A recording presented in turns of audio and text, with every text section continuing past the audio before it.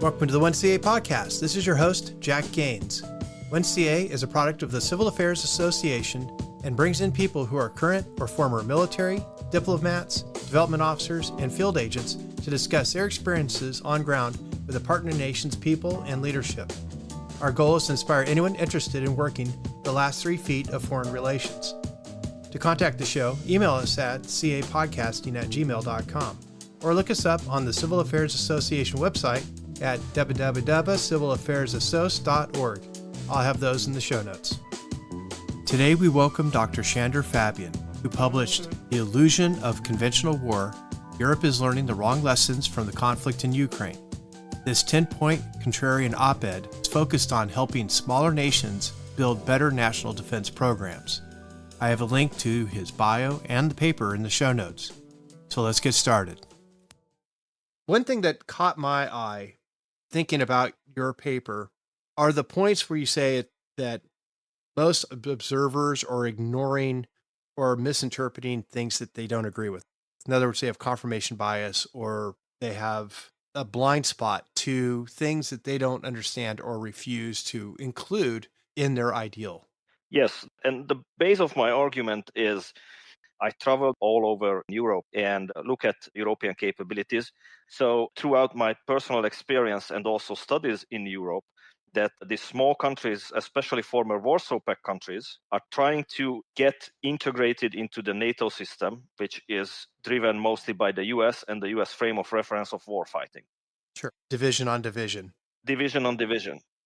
But the issue is these countries could not purchase, maintain, sustain big ticket items. Right. And small countries have very small training areas. You cannot train officers to conduct division on division warfighting. So you are missing major opportunities in the education and training of the professional military officers and NCOs as well. Tanks are very expensive. Right. These countries can buy maybe 10 tanks. When you buy 10 tanks, then you cannot really train with them because it's very difficult and expensive to actually get them to the field. You need the train system, you need the training areas, you need the ammunition for them. You train as you fight. These countries cannot afford to train as you fight. So by that definition, you actually going into any kind of war in a suboptimal setting because you did not prepare your soldiers as they are going to fight. So there's a huge disconnect compared to France or the UK or the US. Right, because they can field larger armies and have more of a supply system to support them. You have the supply system, you have a large training and education infrastructure behind it that actually prepares your military leaders to understand and to fight such kind of wars. And you have the infrastructure behind it and all that is completely lacking in smaller former Warsaw Pact countries. Right. Switzerland was able to stay neutral during World War II. And the strategic calculus that Nazi Germany had for not invading Switzerland was that their form of warfare didn't work well in Switzerland with all the mountains. So they would have had to change all their tactics. And they knew that the Swiss didn't have battle tanks. They had an air force. They had a lot of snipers. They had a lot of riflemen in the mountains that knew those mountains well. And they just realized that by going through those mountains trying to take Switzerland would have been such a cost that it wasn't worth it. So as you're saying, they created warfare in a way that was successful for them instead of trying to emulate what would have been the popular military style of that time. Absolutely. And it's not just the Swiss. Ivan Ergwin Toft, he wrote a book about how the weak actually defeats the strong. And he looked at all the wars of the last 150 years. And the primary determinant of who is actually succeeding in war is exactly what you just described. And the Ukrainian war actually shows that too. When you are not presenting a war to your enemy that he is understanding, he is organized, trained, educated for, he's active for, that enemy is immediately in trouble because you refuse to fight on his terms. So when you have a lot of main battle tanks and your enemy don't have main battle tanks, those battle tanks are not going to be useful because who are they going to fight with? What type of targets are they going to hit? And if that enemy has 1 million high-tech IEDs against your main battle tank, but 0 battle tanks, that creates a huge dilemma for you. And also, the Western frame of reference of the war fighting is when we win conventionally, we won the war. And the Iraq invasion showed that it's completely wrong. So we run through a country, we occupy the country, we won all the engagements, and now we won the war. That actually has been shown throughout history. It's not the case anymore. Right. And that reminds me, H.R. McMaster in his book was talking about how when he went into Iraq with his tank division, the tank, I can't remember the size of the unit. I apologize. It was his famous battle where he went over the hill. And he knew that the Iraqi tank commander had trained in the U.S. because as they saw the formation, it was laid out exactly the way they had taught them how to do it. He was proud of them for doing that, but also he knew how to unscrew that type of defense. And it was a very effective offense. He wiped out the adversary's tanks. So that's the other half of it is when you are living in somebody else's strategy, they also have control of how that strategy falls out. Absolutely. Now, your observation is never present your adversary with a type of war that they are organized, trained, and equipped for, which we've already started discussing. And thinking of that, and also the introduction about how people ignore or are blind to different aspects of a conflict. One thing that reminds me of is right now in Ukraine, there was a supply gap between what the US and the EU were providing in weapons and material to Ukraine. But Ukraine didn't collapse. And it's because of something that no one's talking about. And that is that Estonia and the Czech Republic were finding weapons and material and delivering them. They were also going into the black markets and the underground to find other people willing to donate and give weapons and material. But then they also started fundraising public money in order to buy 155 rounds or other munitions to help the Ukrainians continue the fight while the traditional Western systems were dry. And it's just not talked about. But it really comes down to that notion that Ukraine is not just at war with Russia, it's Ukraine and their network at war with Russia and their network. And that network is critical on who is going to win, who is going to succeed at different phases. So that just really struck me to your first point. Yes, Ukraine in this case didn't collapse, thankfully, but they also didn't win. So they are presenting the same type of war, and we kind of enabling them because we are providing the tanks, we are providing the armored personnel carriers, we're providing artillery and so on. So we are incentivizing and pushing them into the corner of fighting along the terms of Russia. As long as that's happening, we are creating a situation when the two networks that you described is fighting pretty much a material war against each other. So the outcome is going to be determined who can sustain longer on both sides. Right. And actually, the Czech Republic were also fundraising for combat drones. So they're trying to see through and around this quagmire that you're talking about. Well, another thing I don't talk about in the paper, but it has been fascinating me for many years. We on the West are fascinated with fighting the war, but we don't determine what winning means and what's happening afterwards. So everybody celebrated that now the US is providing all this aid again to Ukraine to win. But what win really means in this war? That actually feeds to your fourth observation. Friends are important in war, but they can be detrimental as well, especially for your defense efforts, which is what you're bringing up now. And that is if your vision of success, of strategic success as a Ukrainian is to take back all territory and have Russia in a position where they can no longer fight, then that's success. But if your Western allies, if their vision of success is that you have sustained yourself and that Russia can no longer go further, their support is only going to go so far because once you have hit their success lines, that's when what they're providing you starts to dry up. Yeah, and the Ukrainian president has made it clear several times that the official goal is getting everything back. And that's obviously the communicated Ukrainian goal, understandably, because they are a sovereign, independent country who lost quite a bit of territory to an aggressor. But I not necessarily seen the same very clear message from all the Western allies. However, obviously you can make the argument there is no counter communication made, so the public and everybody else can assume that on the West we think along the same way.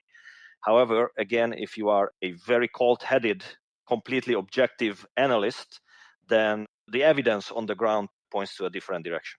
That's what I'm seeing. It's almost that Madeleine Albright, Saddam Hussein moment where Saddam asked, do you have an issue if we invade Kuwait? She said, the U.S. doesn't have a position. And he thought, oh, that means that they are okay with me invading Kuwait, but it wasn't. And it just caused a misunderstanding that ended up with an invasion that started this whole mess in Iraq. So I get what you're saying, and the signals are never clear between nations on intent. And so you're right. You have to look at the behavior on supply and on policy and what they're giving away to help you in order to succeed. And I think it's going to be limited. So I would imagine Ukraine in itself is going to have a plan B in case the US says, you know what, you've gotten 80% back. I think that's fine. We're going to end our support there. Or the EU says the same thing and they're kind of stuck. And also, Ukraine is a very unique case. So when other European countries are looking at the Ukrainian case, I think they should be very careful because Ukraine could actually marshal a global network behind her struggle against Russia. And the same kind of support, the same kind of geopolitical situation, what we are sitting right now, might not be recreatable in the future for some other countries. Like Myanmar, the National Unity Government just doesn't have the global network of support that Ukraine has. And it's a very different scenario, but it's also an excellent example of what it's like to not have that kind of support. Now, one thing that you were bringing up is that we shouldn't pay too much attention to Ukraine as an example because it's all in the field, it's all in trenches, it's very traditional. And one of your arguments, one that you have in this paper as well as in other papers, is that we need to start thinking about urban warfare because the fighting is going to hit the streets more often than not. Yes, absolutely. Many analysts and previous studies are pointing to the war is actually back in the trenches, far away from urban areas and far away from the civilian population. It's not true. Right now, the current situation is more out of urban areas, but still the majority of the fronts includes, small villages, small towns, and larger built-up areas. The Russians are attacking those urban centers because those have operational and strategic importance. If you look back at the early months of the invasion, almost all the targets that the Russians were going after were urban areas. If you kind of step back and look at the conflicts of the last 20 years, 30 years, urban areas are the future. We are in a very unique opportunity here that we can actually build our future battlefields. We are building the buildings, we are looking at road networks, we are wiring the CCTV networks, the communication networks in the cities. So why we are not thinking about this in how we are going to utilize our buildings, our underground structures, our communication for military or defensive purposes? And if you look at it, it's nothing new because the Finns are very good at this. During the Cold War, they had an amazing network of underground tunnels, caches, protective areas for the civilians. The Swedes developed the Gripen, which actually are designed to land on highways and can be serviced very easily in the field expedient context. So there is a lot of historical examples out there. It's just a matter of will and understanding to dust them off and develop them to the requirement of the 21st century. Unless you're South Korea or you're Finland or Sweden, you just don't see an enemy.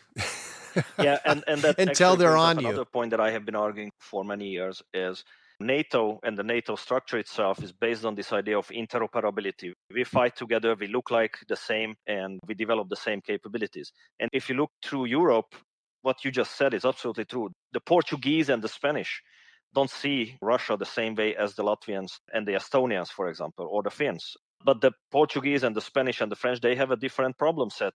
So, in NATO, it's a defensive alliance. Main task is collective defense. So people would argue there are two types of defense, proactive and reactive defense. But if you want to defend, the first thing you do is you build a defensive line, which is completely lacking right now. So that's why I'm arguing that the Eastern European countries mostly, they are absolutely not postured to actually resist a potential Russian aggression. The whole plan there is they're going to lose and then a large NATO counterattack, and then the territories will be retaken. But originally, NATO will never be able to actually withstand a Russian aggression. Right. And that's probably why Finland, Sweden, Lithuania, Estonia, they're so vigilant on defense because they've seen how close they are to an adversary and what happens if you're not prepared. Yes, absolutely. And I don't know if you've seen An article just came out a couple of weeks ago that the Baltic states decided to build a line of trenches and fortresses along the border. So that's actually preparation for defense. So why are we not doing something similar at the NATO level, the whole Eastern Bloc? Why are we not preparing the urban areas for defense? Just imagine how deterrent that would be. First of all, it would take away any kind of narrative from Russia going, look, NATO is aggressive, because in action we would present defensive actions, preparing for defense. And then the other thing, any conventional aggressor would understand, okay, now these guys are turned their cities into fortresses. They have all these unconventional capabilities, equipment, training. They're not going to fight our T-72s with other tanks, but they have a million javelins or you name it. So it would be such a strong deterrent because, first of all, they would not understand what they are looking at because we would not present the fight or kind of war that they understand. So it would be such a deterrent that it would actually, I argue, be more effective than whatever we have right now. Interesting. Now, in your observation 3, strategic depth is critical for survival.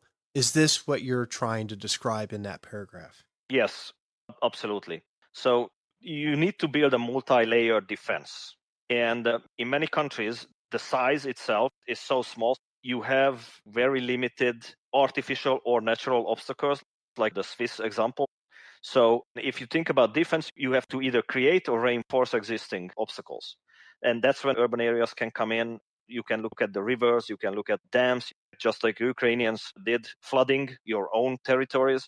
So you have to exploit what you have. And if you don't have something, then you have to generate artificial obstacles, artificial opportunities that put any kind of aggressor into a major dilemma.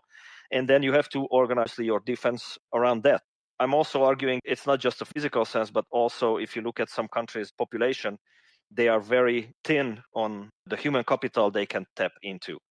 When you have 2.5, 3, 4, maybe 10 million people, and then you look at the military age available, you have to understand that you have very limited resources as far as human capital, and you have to make sure you are not wasting them. Most of the countries, they have maybe 20 to 30,000 professional soldiers.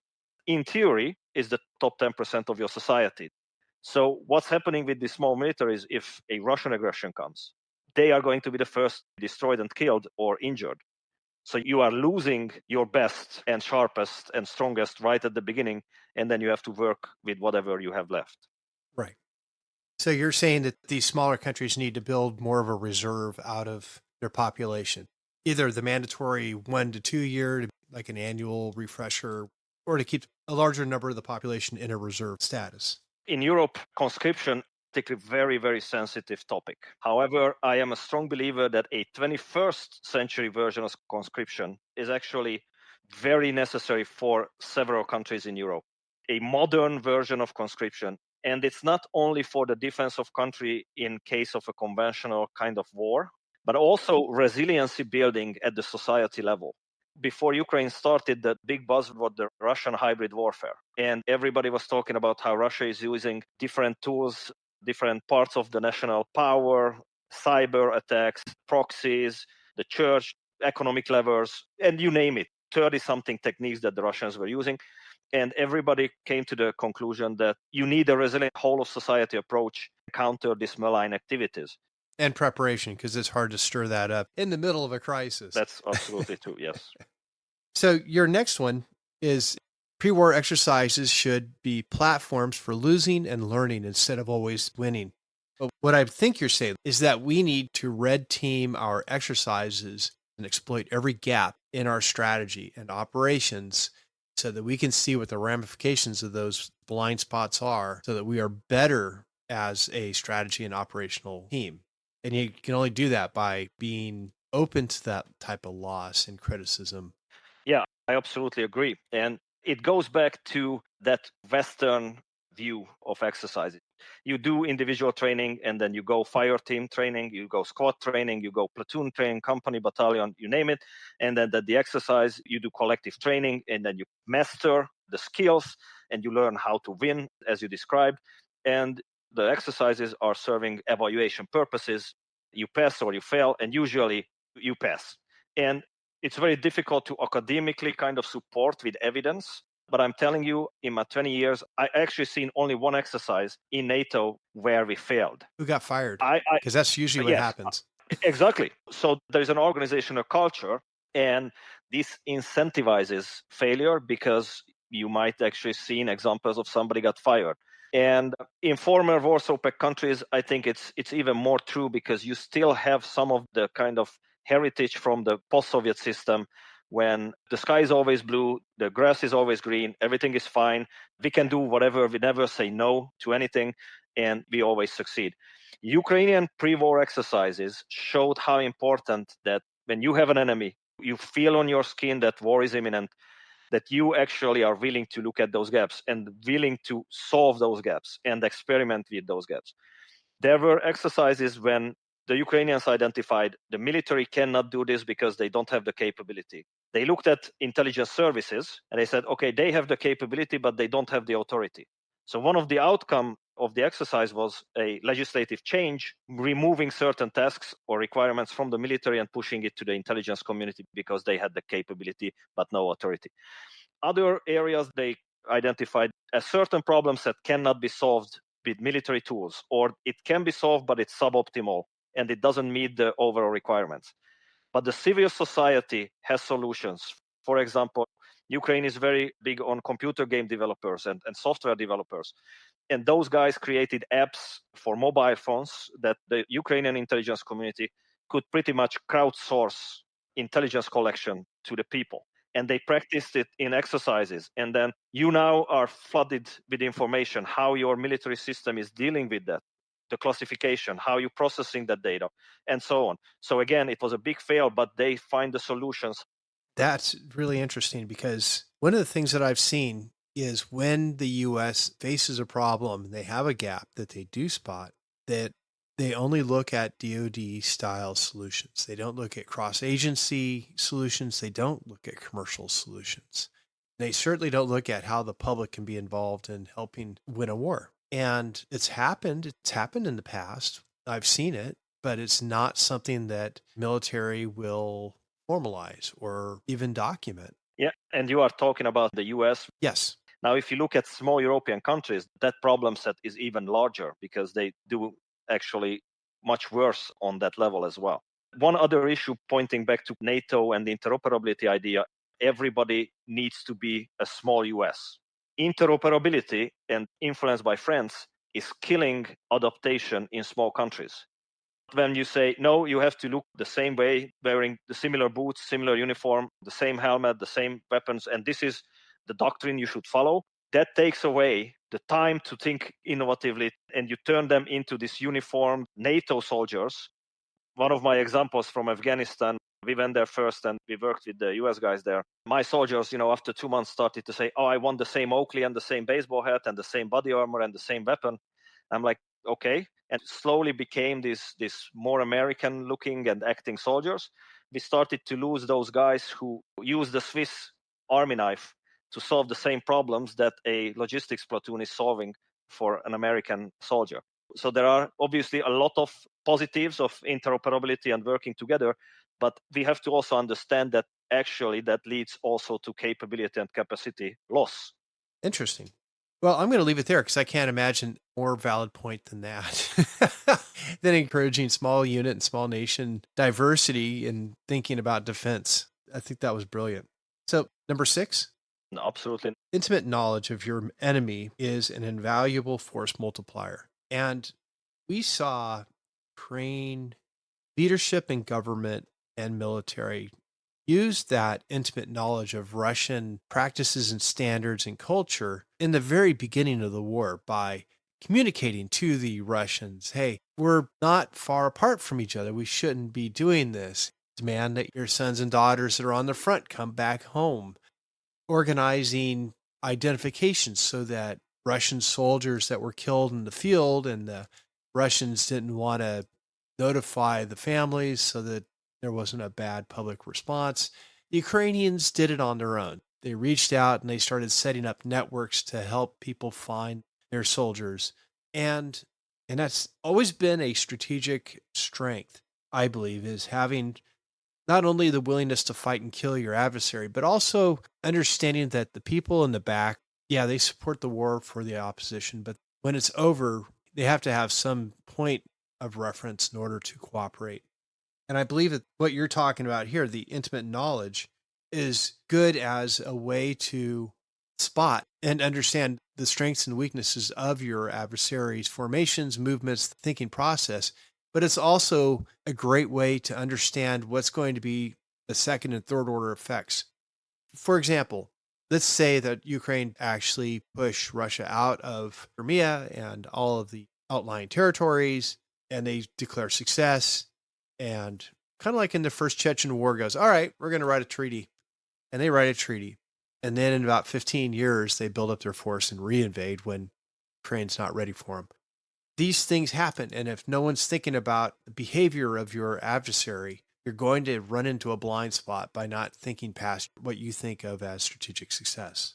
On the West, we have this obsession of fighting the war, but not thinking about what winning looks like and what after the war. So what is coming after the war, how we are going to ensure it's not happening again in 10 years. We don't have that long-term thinking. And obviously there is large literature on why does it happening, but it has been done in the past. The Cold War is a primary example of long-term containment of Russia and winning itself.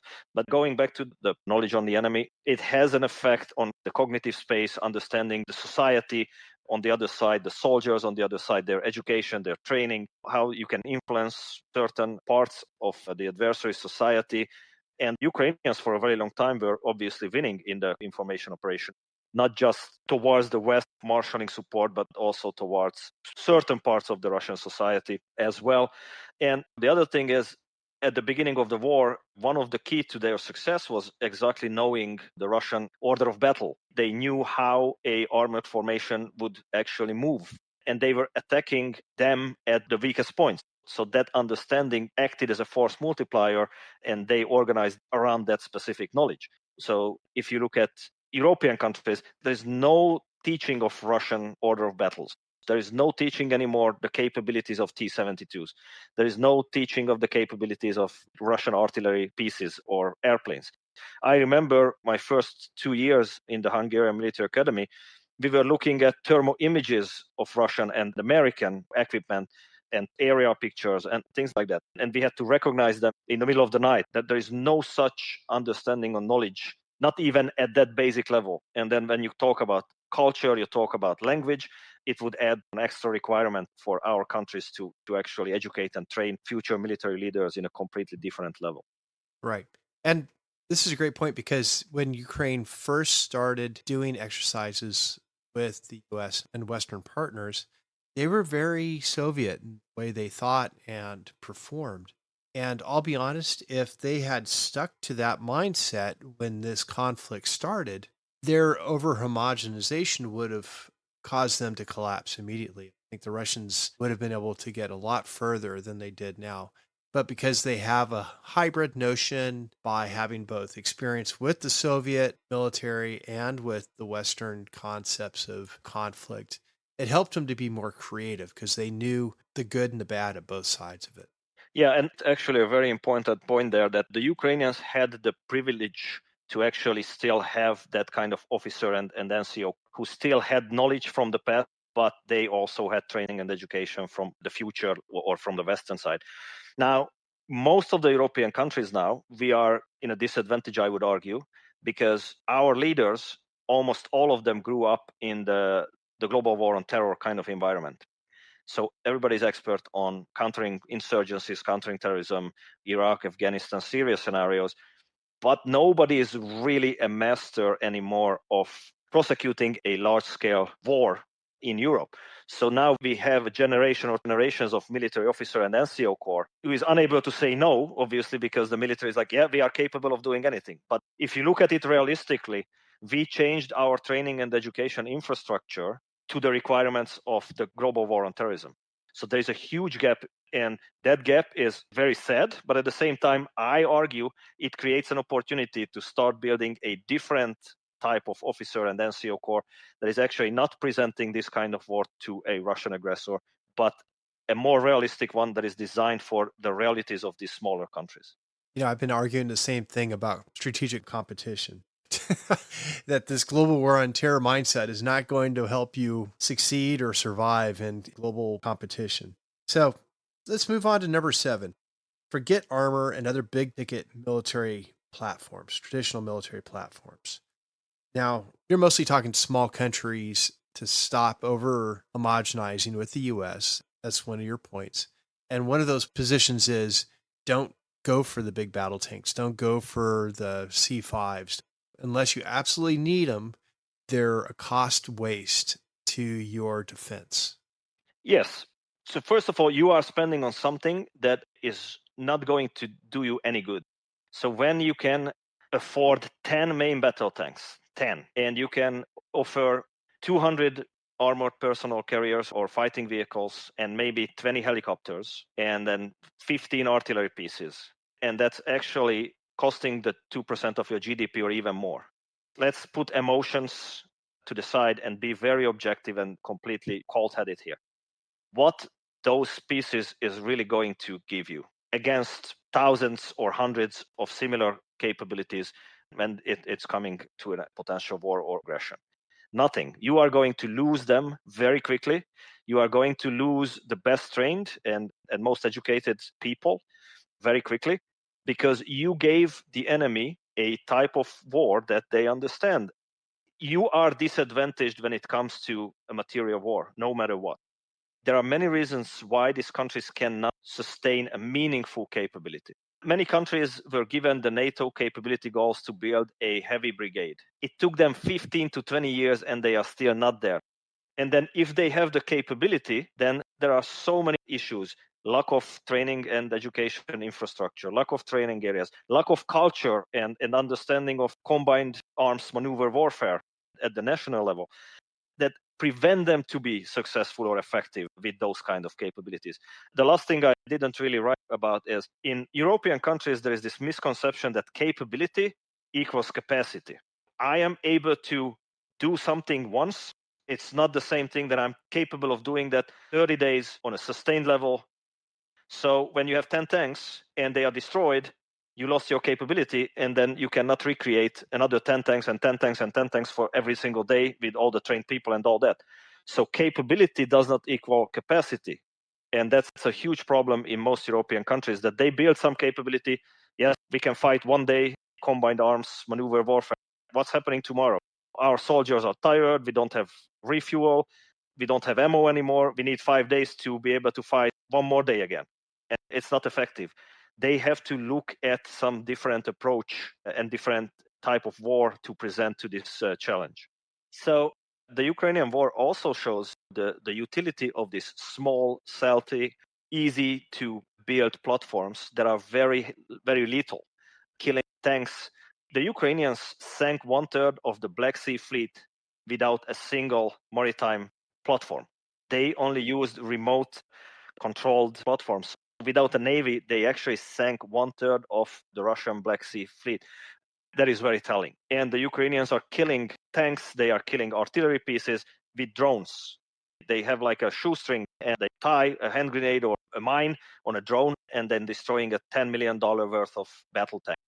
So that is very telling, and that's something that the European countries should really, really take a serious look and then understand what are the implications for their national defense systems. Maybe the sense of defense is not just being on the front lines, but also if you're a finance person, building funding and building financial networks that support the cause. What is your thoughts on national defense as not only a military or government function? You are absolutely right on that. And even if we talk about the US, like 75% of the transportation capability is owned by the civilian society or businesses. 90% of satellite communication capabilities are owned by private companies. And those are even stronger in Europe. So the government has to realize that the 21st century battlefield or war itself is much more complex than I take my military, they will fight it out, and then if we lose, we sign the papers, and if we win, then we won the war. That has not been realistic since World War II. So the people, the society, the civilian businesses, the churches, the NGOs, they all had to understand that they have a role to play in national defense.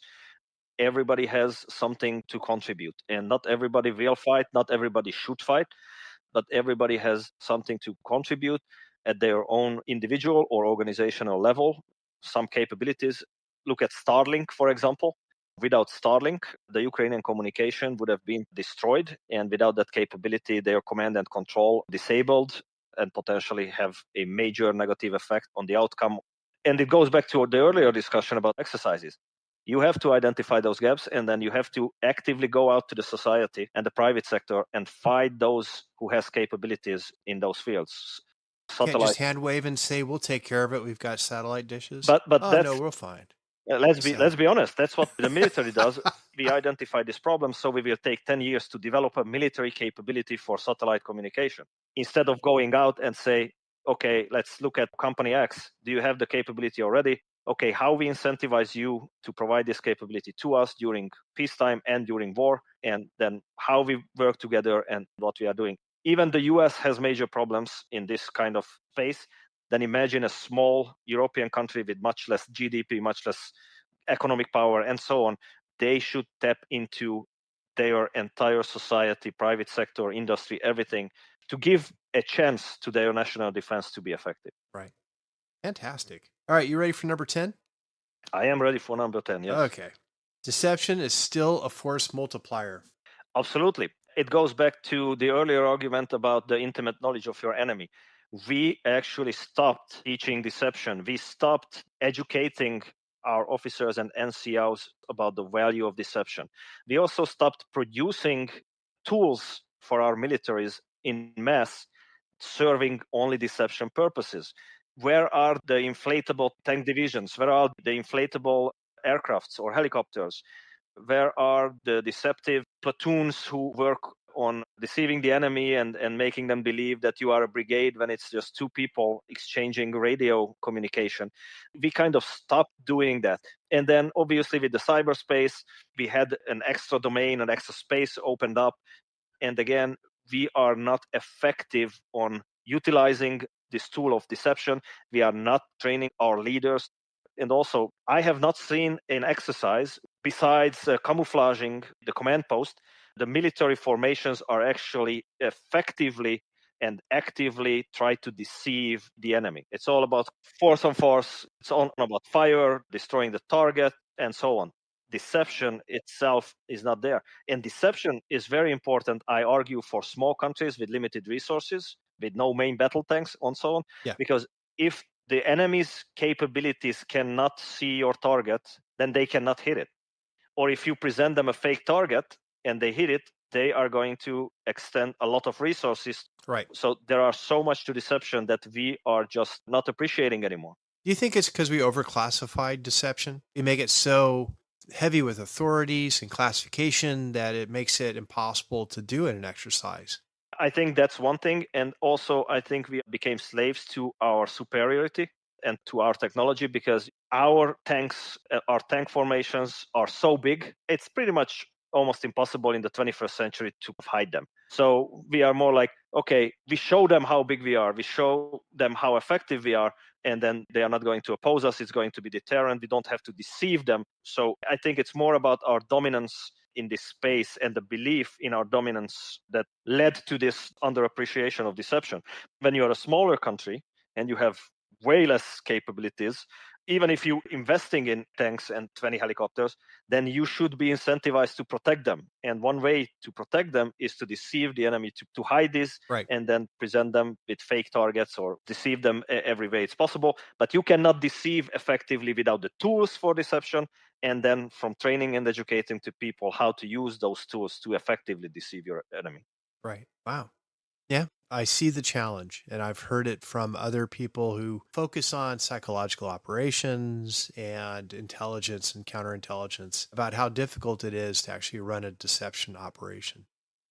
To be honest with you, I am a big believer, and I have been writing about this for a long time before I wrote this article, that small European countries or any country in the world who is facing a technologically and numerically superior enemy cannot maintain the illusion that they can actually challenge that enemy on its own term. if you are not a heavyweight boxing champion, you cannot challenge a heavyweight boxing champion in a ring based on the rules of heavyweight boxing with the referee keeping everybody in check. You are not going to win. That's not going to happen. So the best way for a underdog to defeat the stronger enemy is to present a dilemma, something that he is not prepared for, he's not organized for, he's not trained for. And if you present that, then you have to make the logical step that you develop specific capabilities in support of your alternative strategy. You cannot fight an alternative type of war with a conventional military. You can, but it's going to be suboptimal. Conventional militaries were developed specifically for conventional war. If you decide that you cannot challenge your conventional aggressor and you decide to go with a different strategy, then you have to develop a training, education to support your alternative strategy. And I think that's the future, and that must be the reality for most of the European countries. If you try to fight an enemy on their own terms, you'll lose. But if you change the rules to where that heavyweight fighter has to go to a knife fight, then it's different. Absolutely. Those boxing gloves won't save you anymore. Absolutely. If you take him to the alley in the dark and you have actually 1,000 needles and he is still in his boxing equipment and you just jump around, he's going to have a bad day. He's going to have a bad day. Yeah. And logically, you might lose again, but you have better chance in the dark alley with your needles against that boxing champion than trying to box according to the rules in the ring. Right. And the ultimate success is that champion comes to that alley and goes, I'm not going in there. It's not worth it for me to go and fight. Exactly. And then you've won without the battle. Yes, absolutely. I think you are understanding my overall argument, so I'm very happy. Good. Well, I appreciate it. This has been terrific. I just want to say thank you for the invitation. It was a pleasure to talk to you today, and I really appreciate it. Thanks for listening. If you get a chance, please like and subscribe and rate the show on your favorite podcast platform. Also, if you're interested in coming on the show or hosting an episode, email us at capodcasting@gmail.com. I'll have the email and CA Association website in the show notes. And now, most importantly, to those currently out in the field, working with a partner nation's people or leadership to forward U.S. relations, thank you all for what you're doing. This is Jack, your host. Stay tuned for more great episodes. One CA Podcast.